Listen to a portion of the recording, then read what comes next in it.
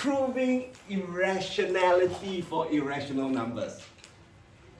Whoa, big words.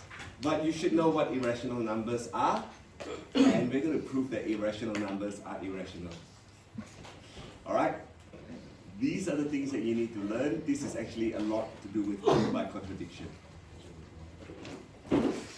So, let's have a look at what we need to do today. Oops. So, by the end of the lesson, you should be able to use proof by contradiction to prove results involving irrational number. Right. Sounds straightforward.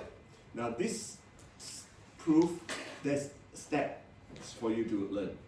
Once you learn the step, it should be quite, in inverted commas, straightforward. Alright? Let's go to the next slide. Alright, recall irrational numbers. Irrational numbers are numbers that cannot be expressed in the form of x equals p over q, where p over q is actually, p over q are both integers, q cannot be 0, and p and q are co-prime. Alright, that you should know. Now, the set of irrational numbers is denoted by the real intersect non-rational number, okay, complement of rational numbers. And you know what examples of irrational numbers are. Now, why I say we have to prove a number is irrational is because, prove it by using proof by contradiction is because we need to actually construct, to disprove that the number is irrational by saying that it is p over q. Right? Because we cannot express irrational number in this sort of form. So therefore we have to contradict the number in this sort of form. Understand that? Yeah? So therefore, when we prove irrationality, we use proof by contradiction. Got it? So we are proving that the number is not rational. Therefore it is irrational. Got it? Yeah? So, proving the number is not irrational, therefore it's irrational. Therefore, we're going to use proof by contradiction. Now, this is the most typical example that everyone you use. Prove that square root of 2 is irrational by contradiction. We all know that square root of 2 is irrational. But how on earth are we going to prove it? And what is the contradiction? Alright? So now, this is what we are required to prove. Square root of 2 is irrational. Contradiction, we need to assume that square root of 2 is rational. Then we can contradict this statement. Right? So therefore, what we can do is let square root of 2 equals to p over q, where p, q, they are both integer, q is not 0, and they are co-prime. Alright. If you can contradict any one of these statements, you're right. Yeah? So if you can contradict that the highest common factor of PQ is not 1, then you know that this is no longer rational. Correct? Yeah? So let's see what I do. So I want square root of 2 equals to p over q. Now, using this information here, I am going to rearrange so that p is square root of 2 times q. Yeah. The algebra you should know. And then, what can I do? What I'm going to do is make sure that I don't have a square root of 2 here by squaring both sides. If I square both sides, I've got 2q squared equals to p squared. Now, this means p squared is divisible by 2, or means 2 divides into p. Alright? So you can use that 2 with a straight line p means 2 divides into p. It also means p is divisible by q. It's another notation that you need to learn to make life a bit quicker for you when you write down. So you know that because this is q squared, p squared is therefore divisible by 2. Got it?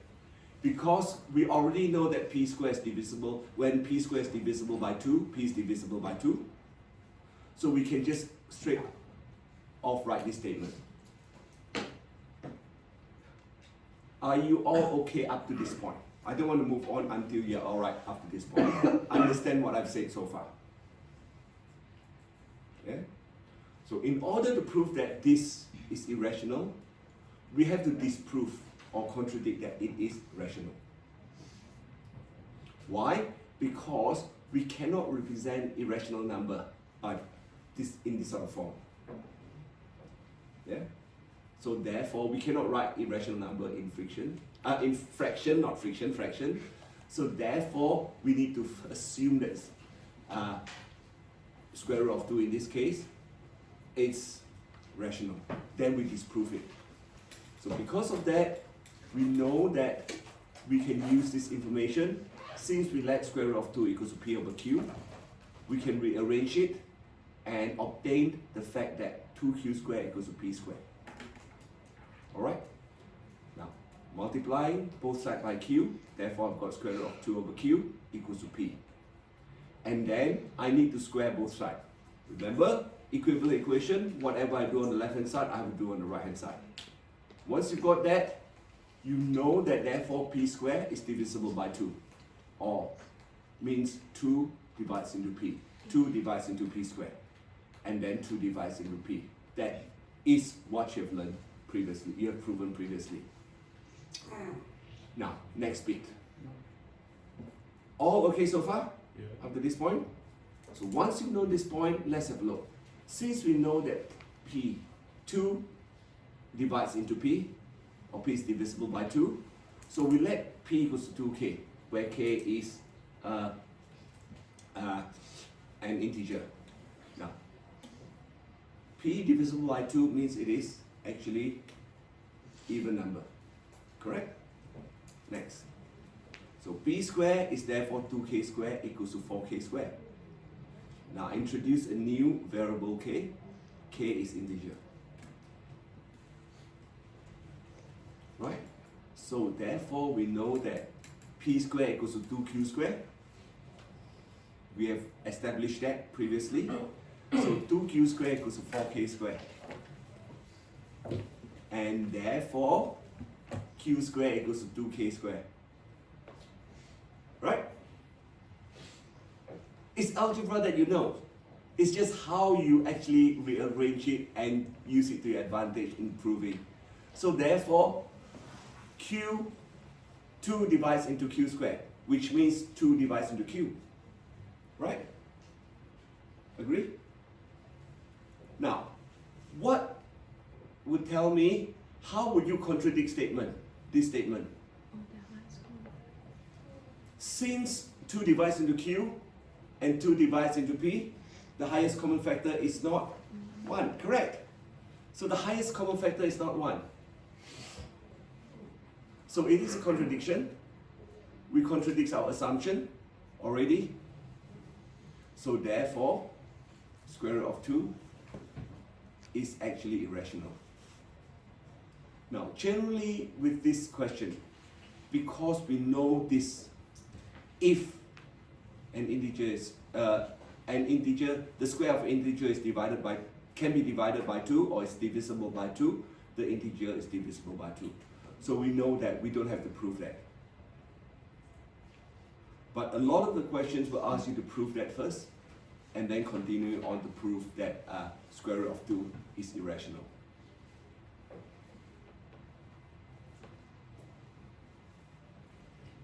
Are you all okay with that so far? This is the new convention that I want you to learn. I mean, I don't mind if you write if p squared is divisible by 2, therefore p is divisible by 2. That's fine as well. It's just that more writing in the exam or in the test.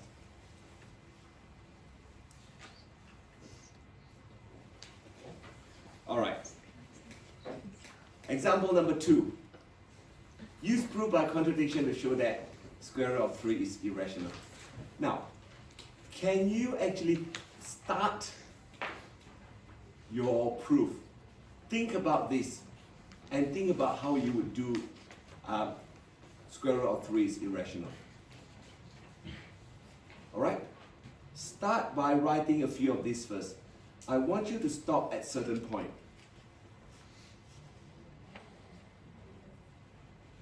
The structure is the same.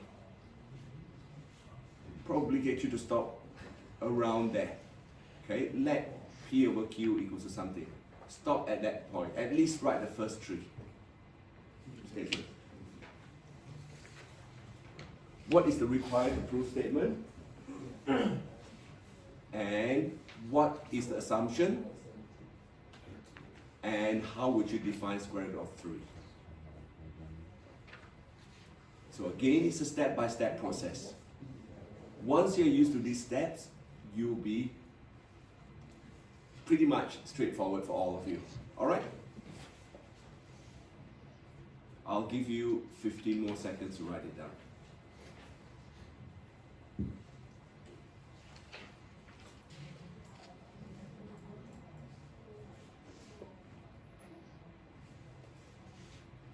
Okay, now let's have a look at what I've done.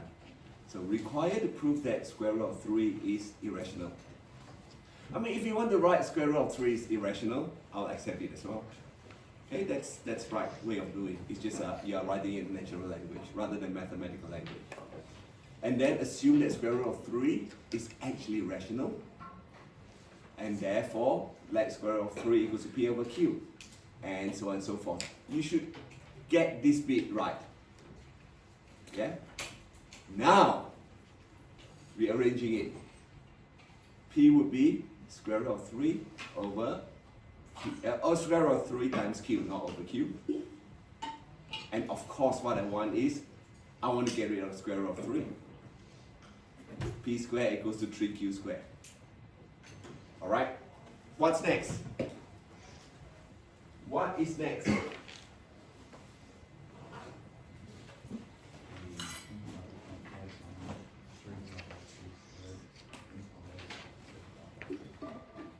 So, what we can do is slightly different from just now. Oh no, it's not slightly different. You know that since this is square, 3 divides into P squared, therefore 3 divides into P. I have shown you how to do this by contradiction. Later I'm going to show you how to do it by contraposition. Alright? This is established for fact. But generally when you got to prove that, you actually need to show that this is the true statement. Alright, we'll go through that in a few minutes. Here, since 3 divides into P, we can let P equals to 3K, where K equals to, K is an integer.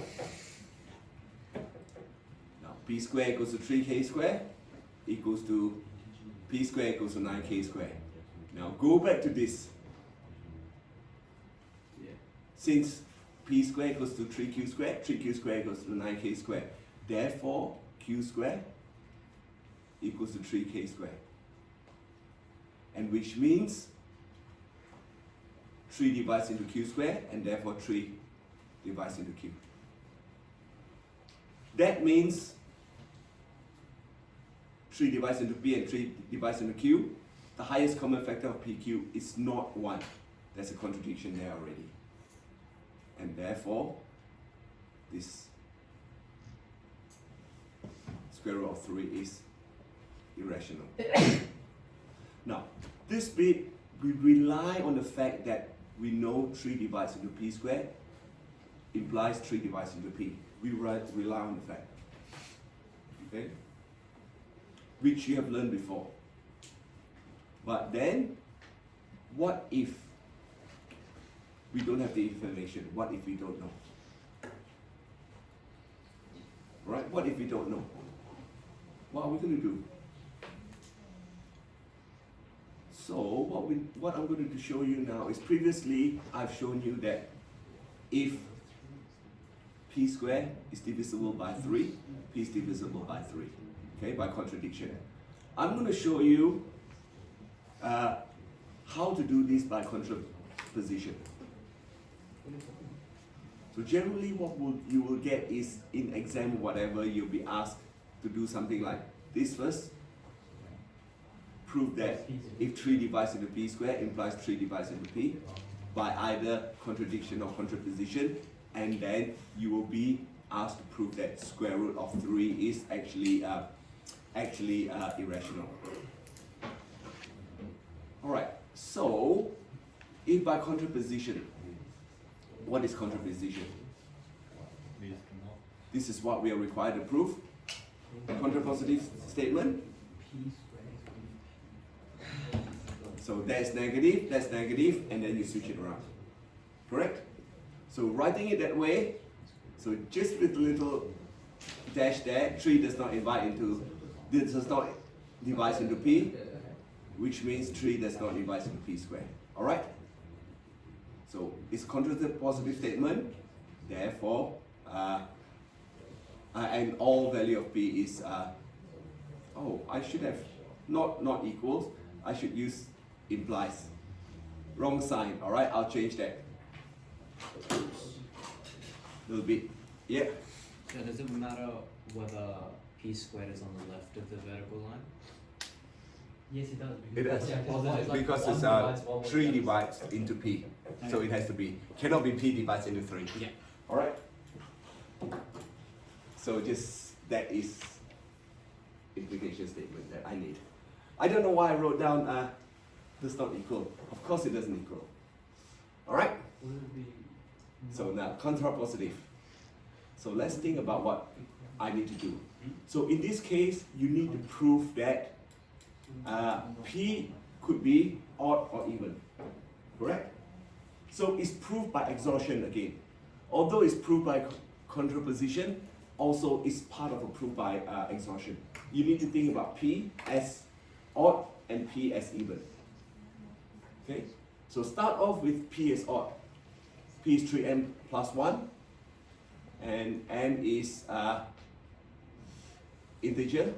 So p squared is that. Now, you can see therefore p squared is 3 times 3m squared plus 2m plus 1. Alright? So, 3, if p equals 3m plus 1, 3 cannot divide into p squared because that is an extra plus 1 there. Got it? So I've proven to you that that's not right. Right. What if p equals 3m plus 2? Can you follow this and actually come up with the conclusion? I'm not going to show it to you. I'll give you about 1 minute to do it.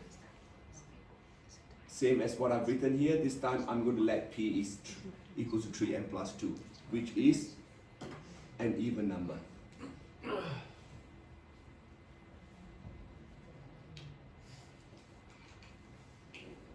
So, Yeah? would you just put like a little cross next to on the line to represent that 3 can't be divided into p squared? Yeah, just a little cross, yeah. Yeah. Just a little. So here. So that big little bit, just a cross. With a slant or 90 degrees, that's fine. I don't really mind. Oh yeah. Okay.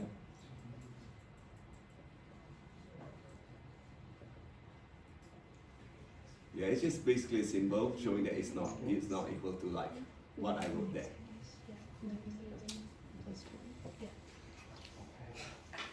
All right, give you 30 more seconds.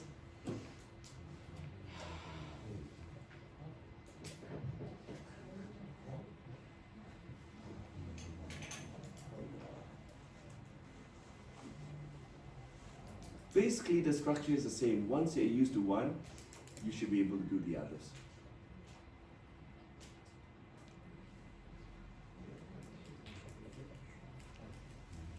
All right. Then 3, 2, 1. Let's stop. So this is what I did. It should be 3n plus 2. I forgot my n there. What did I do? I forgot my n there.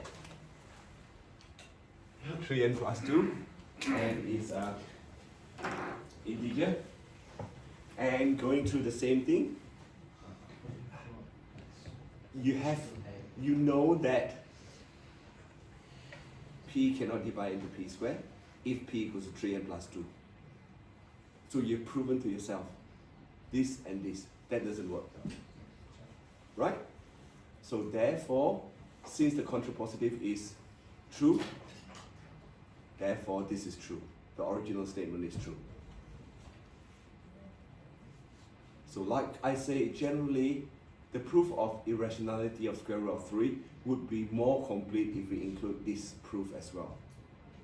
So like in the exam, what we might do, or in the test, we'll ask you to prove this and then the next bit. Alright?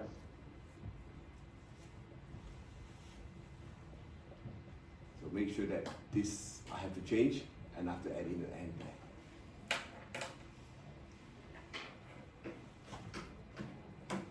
Now we'll go on to the next bit. Let me get rid of this first so that we can have a look at the next question. Next question, 3a.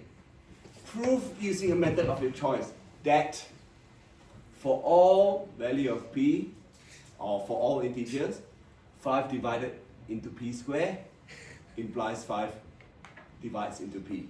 So if p squared is divisible by 5, p is divisible by 5. Alright? So what I would like all of you to do is to at least write down how we are going to prove it. So what I'm going to do is prove by contradiction. Just now, when I show you 5 divides into p squared implies 5 divides. 3 divides into p squared implies 3 divides into p. I use contra-positive statement. This time I'm going to use contradiction. So write it out. Assume that if 5 divides into p squared, 5 does not divide into p. For all value of p, all integers p. Yep. It says any method, so can we use a counterexample? Yeah, you can. But I think that should be good enough. I would suppose I am going to use contradiction to show you a difference between contradiction and positive statement. All right?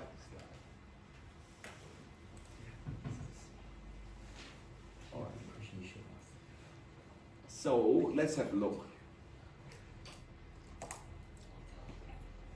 Let p equals to 5m. M is integer. Now if you use counterexample, you still have to explain. Alright? You still have to explain why. So it's probably more straightforward if you use contradiction or use a contra-positive statement. Yeah. You still have to explain. You can give a counterexample that how are you going to explain it. Alright?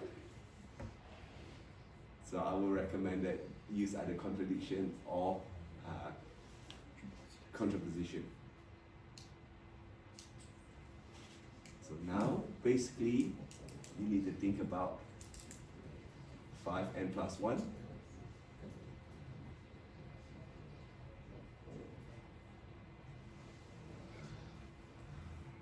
So you've got to consider quite a few things here.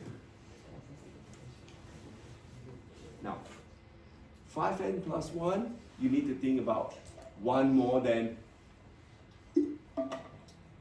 5, 2 more than 5, 3 more than 5, 4 more than 5, and 5 more than 5. Alright? For 3, if it is 3, it's pretty straightforward. 1 more than 3 is odd. 2 more than 3, no, 1 more than 3 is even, 2 more than 3 is odd. Right? I mean, 3 more than 3 is odd, so I shouldn't be saying that, just now for example 2, I shouldn't be saying that it's odd or even. It should be 1 more than 3 and 2 more than 3. Alright? 3 more than 3 is just basically divisible by 3. So you can't do that. It's 1 more than 3 or 2 more than 3. So here, if 1 more than 5, what happened? Let's do p squared equals to 5n plus 1 squared, and therefore it is 5 times 5n squared plus 2n plus 1, which is not equal to 5n. It's a contradiction. Can you do the rest, please? 5n plus 2, 5n plus 3, 5n plus 4. You don't need to worry about 5n plus 5 because 5n plus 5 is naturally is divisible by 5. Yep. So did you need to do an RTP statement for this question? Yeah, I should, but I did not right now. Mr. Lowe, Yep. can I just ask why you put the let p equals 5m? Because we know, okay, because of this. Oops. Hey. We want to know that 5 is divisible by 5.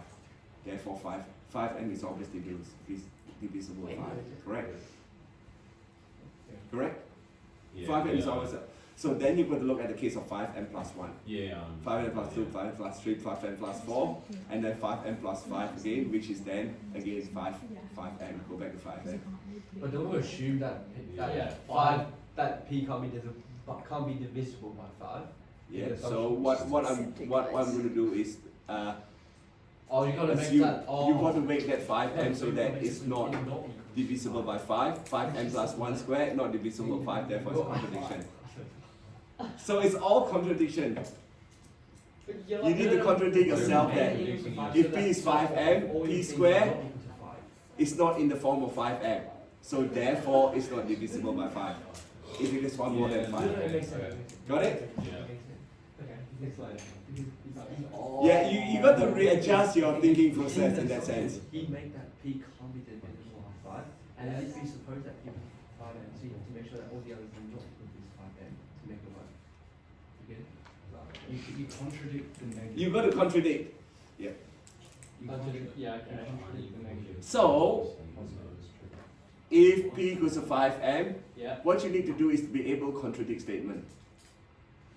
So if 5n plus 1, that is not in the form of 5m. So p squared, here I say that if 5, it's divisible by 5, p squared is divisible by 5, p is not divisible by 5 squared. But then it contradicts what I said. No, wait, so can Fine. you just like not do the p equals 5m step? Because Sorry? even if you don't do it, no, I mean, you can just like skip the p equals the 5m step. Yeah. Because you can just prove it by, let's say when p equals to 5m plus 1, then p squared is going to equal to 5 times something plus 1, which is clearly not a factor of 5. I mean 5 is clearly not a factor of that. No, That's you, just gonna be okay, confusing. so if you don't do that, how if you're just using p,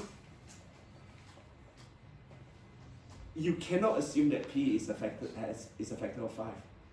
If you don't have this statement, if you don't have that, you just use p. Right? Agree? You need to say that p is actually a factor of 5. For contradiction, you want to contradict that. What about let Because p here- squared equals 5m? Sorry? Can you say let p squared equals 5m? Because then you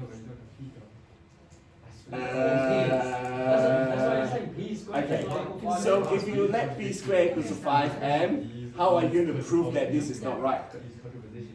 Yeah.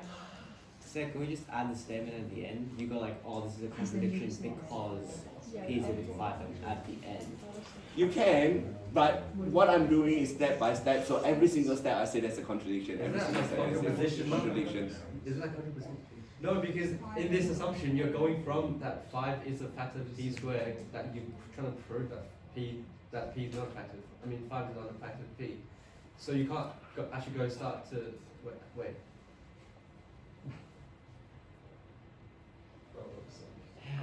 Yes, you can, because you want to prove that p is not divisible by 5. So you let p equals p can be divided by 5. P is divisible by 5. All right, a multiple of 5. Okay, so first of all, how would you? So think about it. You want to contradict. And what he's trying to say is, hold on, are we still using contradiction? Yeah, we're using contradiction. Proof by contradiction. I'm just saying, So I'm using proof by contradiction. So I'll keep going. So it's 2 more than 5, and you know that it's contradiction. You can do 3 more than 5, again it's contradiction.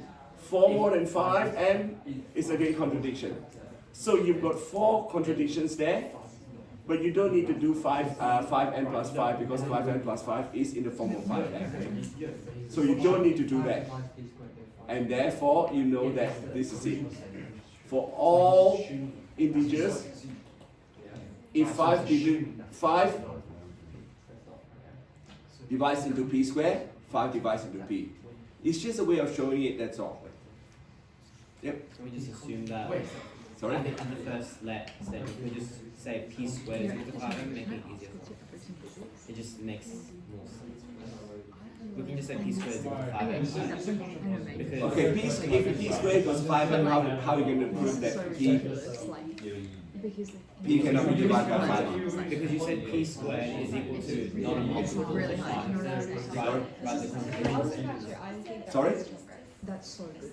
Like let p squared is equal to 5m. Because we've assumed that's true, right? That's Okay, let p squared equals to 5m. How on earth are you going to prove to me that p cannot be divided? We've already got we've got 2 facts. So Do we? Yeah, we've got 5 is not divisible by p as well, and p squared is equal to 5m. So we can just put p You're squared going to as use this to prove. So that's why we use. So we're using both facts at the same time. We can use that contradiction. Okay, if you show it to me, write it down and show it to me, and I'll tell you whether it's right. Alright? So I'm pretty sure it's like contrapositive. That's definitely positive. That is contrapositive. Let's just use No, I use contradiction because I'm going to contradict whatever it's it's not a contrapositive statement. I'm just using assumptions for this. So if I want to use contrapositive, which means 5 cannot divide into p, implies that 5 cannot divide into p squared. Alright? So that is contrapositive. Which is this one over here. This is the contrapositive statement. So you can see the difference between that and what I've done there. From there, you should be able to prove the fact that you have proved in part A, proved by contradiction that square root of 5 is irrational. Basically the same step. There's no change at all.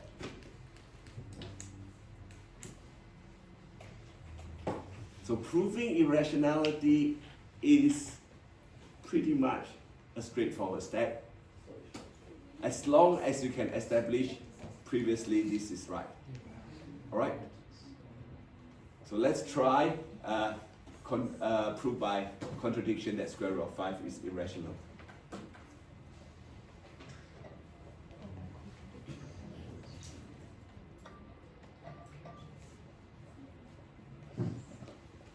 Which means again you need your RTP, required to prove statement, and then your assumption, and then whatever.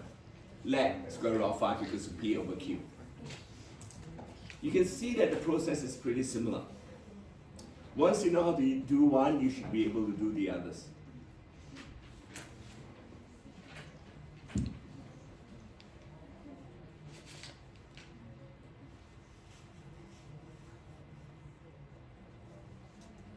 So therefore, in this case, p is equals to square root of 5 times q, or p squared equals to 5 times p squared.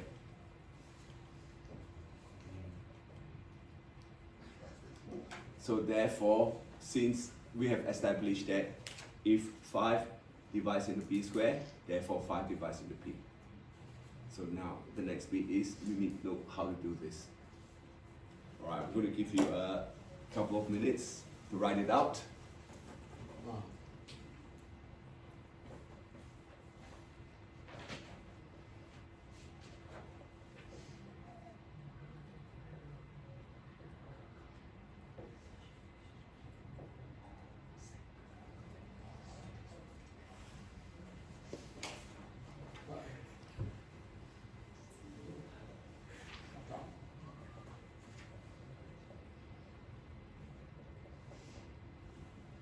I'll give you one more minute.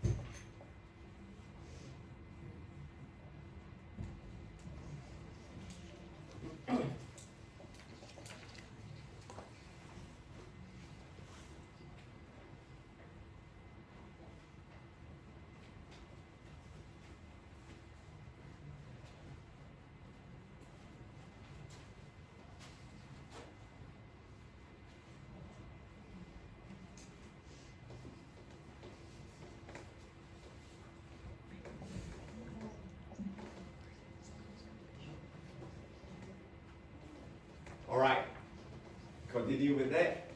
So if I let p equals 5k, p squared equals 5k squared, which is 25k squared. And then p squared equals to 5q squared, therefore 5q squared equals to 25k squared. And keep going. Q squared equals to 5k squared, and therefore 5 divides into q squared, means 5 divides into q, which was what we've previously established. And therefore, the highest common factor of p and q is not 1.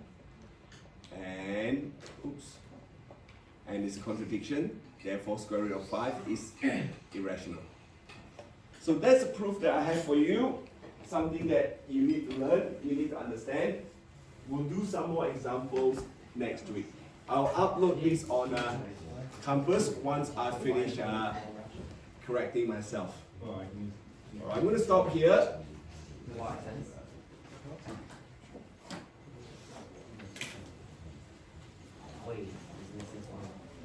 And so what we've done is we've used proof by contradiction to prove results involving irrational number.